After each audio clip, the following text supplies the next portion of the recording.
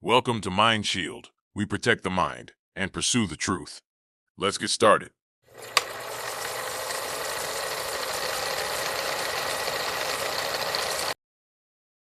Welcome to Mind Shield, Codifying the Unseen. This is an investigative framework for what we're calling Covert Neuro-Sensory Intrusion, CNSI. And here's the rule that keeps this whole mission honest. We're not here to believe narratives or to argue metaphysics. We're here to reduce confusion into categories, turn fear into a threat model, and move from victimhood to defense. Think of this as an internal protocol, a way to stay grounded while you investigate something that, by design, tries to leave no fingerprints. Let's start with the biggest trap in the room: language. This slide is brutal, but true. When people report experiences using loaded terms, mind control, gang stalking, demonic attack, V2K, even zombie gun, they don't just describe the event, they trigger an automatic sorting system inside medical and legal institutions. That sorting system funnels your report into labels like delusional, paranoid schizophrenia, and then, worst of all, dismissed. Not because your suffering isn't real, but because your words make the story sound non-falsifiable, untestable, and therefore not actionable. In security, that's a failure mode. Bad language gives perpetrators what they love most: plausible deniability.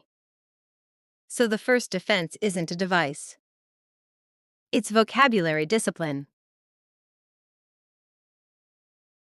Mind Shield is a mindset shift. On the left, the victim mindset, reactive, emotional, searching for ghosts and conspiracy, trapped in subjective testimony. On the right, the investigator mindset, proactive, analytical, searching for anomalies and signatures, anchored in objective data. And the whole system rests on two core pillars: mental independence, protecting decision-making, identity, and autonomy under pressure; neurological defense, reducing harm to sleep, attention, stress response, and sensory stability. Our mission statement is simple. We investigate effects and signatures. We do not validate speculation. So what is CNSI?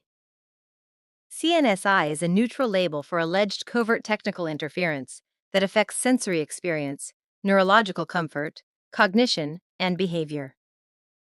3 key traits define it. Covert, the source is hidden. It lacks obvious physical traces. Neurosensory, it affects perception, hearing, balance, cognition. Intrusion, it's unwanted, external interference. And we map claims into broad buckets, like RF microwave, acoustic ultrasound, and cyber-psychological, not to name the villain, but to narrow what can be measured. That's the move, from story to system. This is your translation map. Community terms often describe the felt experience. V2K, synthetic telepathy, Havana syndrome. Remote neural monitoring. Gang stalking, street theater, electronic harassment. But Mind Shield categorizes by mechanism class. Auditory and somatic becomes induced sensory perception and thermoelastic effects. Surveillance and cognition becomes remote biometric capture and cognitive warfare. Systemic and environmental becomes cyber-physical hybrid operations. And the disclaimer matters. These categories are for search and pattern matching. They do not prove who did it. They let you investigate without self-sabotaging your credibility. Now we get technical. Instead of framing this as voices, Mind Shield frames it as microwave auditory effect, auditory induction through pulsed RF. The core idea: pulsed RF energy can cause tiny, rapid thermal expansion in tissue, on the order of microtemperature changes, creating a pressure wave that the cochlea can interpret as sound. so your investigation focus becomes clean and testable. We test for pulsed RF signals, roughly 300 MHz to 3 GHz. Not telepathy, not the supernatural, not vibes from the void. That shift alone turns a crazy story into a measurable hypothesis. This slide kills a dangerous illusion. The reality, unconsented biometric capture is plausible in limited specific ways. Things like respiration tracking, behavioral patterning, metadata profiling, maybe even narrow remote EEG concepts depending on conditions. Then comes the amplifier, AI. If you combine biometrics, browsing history, location patterns, social graphs, and behavioral prediction, you can produce something that feels like mind reading. But it may be closer to high-resolution prediction, not literal thought interception. This is cognitive warfare logic. Hack the human through information, stress, and pattern exploitation until the target starts believing the system is omniscient. Here's the model: a target in the center, surrounded by synchronized inputs. Hacked smart devices.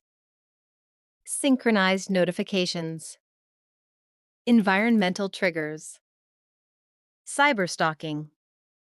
Perpetrator control loops.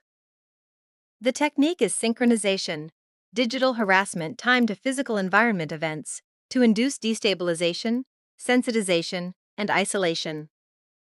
And Mind Shield draws a hard boundary. We do not investigate street theater. We focus on technical interference, things that can leave traces. Historically, the comparison is to disruption tactics like COINTELPRO and Zersetzung, not because history repeats perfectly, but because the strategy rhymes: isolate the person, degrade coherence, ruin credibility. This slide is about why indoors isn't automatically safe. The human body is conductive. Buildings are not perfect barriers. Certain fields, especially low-frequency magnetic components, can penetrate materials more easily than people assume. You're looking at concepts like through-wall penetration, depending on frequency and power; conductive coupling, where charges redistribute under electric fields; resonance absorption, where body cavities can act like resonant spaces under certain conditions. The point isn't to panic. It's to stop relying on folk myths like, if I'm inside, I'm protected. Security mindset beats comfort stories. This is the chessboard. Cognitive warfare is the battle for the brain, moving conflict into the human domain. The tactics are quiet but devastating. Degrading mental capacity, altering emotional states, disrupting sleep. The objective is not always physical destruction. It's internal collapse, decision paralysis, social isolation, identity erosion. That's why Mind Shield treats this like security work, not gossip. Your mind is part of the battle space, so you defend it like critical infrastructure. This is the pipeline that makes Mind Shield real. Step 1. RF spectrum analysis, scanning for pulsed signals, especially across the ranges tied to suspected effects. Step 2. Acoustic logging, recording infrasound and ultrasound signatures. Step 3. Network forensics, finding signs of unauthorized access or data exfiltration. And then the key word: correlation. Does the signal spike when the symptom occurs? Does it cluster by time, location, or device state? That's how you move from testimony, which institutions can ignore, into telemetry, which institutions must answer.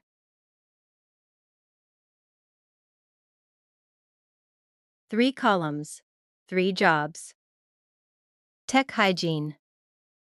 Secure endpoints, patch malware, use encryption.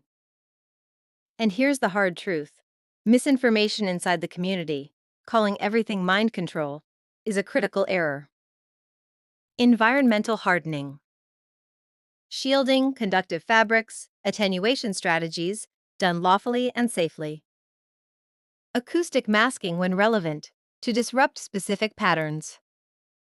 Documentation. Logs, timestamps, locations, device status, witnesses if possible. Because verification is your best defense against chaos loops. Bottom line. Avoid paranoia spirals. Not every glitch is an attack. But every claim deserves disciplined evidence work.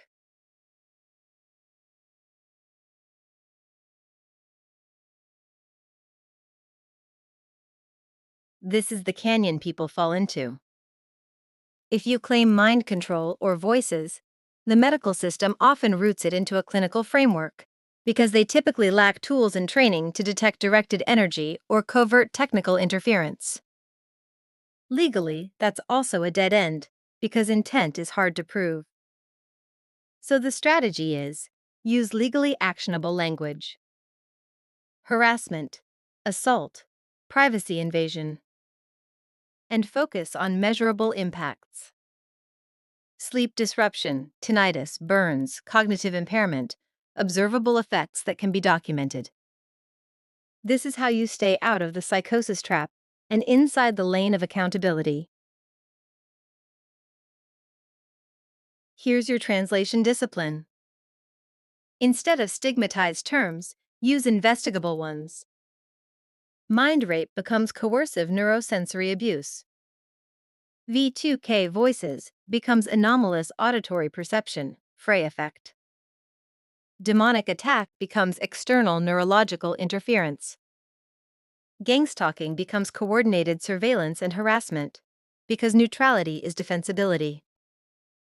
You're not watering down truth. You're making truth survivable inside hostile institutions. This is the closing principle. By naming the threat correctly, we stop reacting to ghosts and start managing a security profile. Maintain skepticism.